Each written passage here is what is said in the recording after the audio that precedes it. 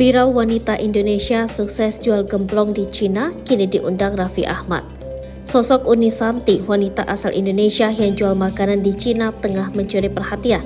Diketahui, Uni Santi dinikahi pria yang berkeluarga negaraan Cina. Kini ia pun tinggal di Cina dengan suami dan kedua anaknya.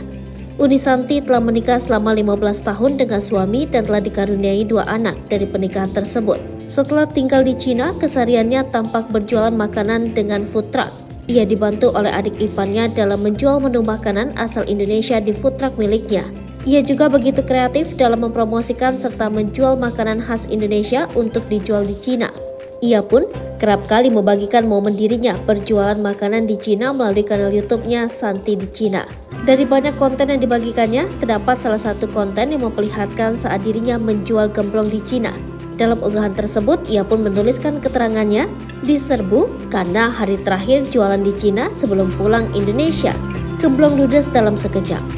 Baru-baru ini Uni Santi terlihat diundang oleh Raffi Ahmad dan Nagita Slavina. Melalui akun TikTok milik Nggak Bahayata mengunggah sebuah video yang merupakan instastory yang sebelumnya sempat diunggah oleh Uni Santi di akun Instagram miliknya Santi3182.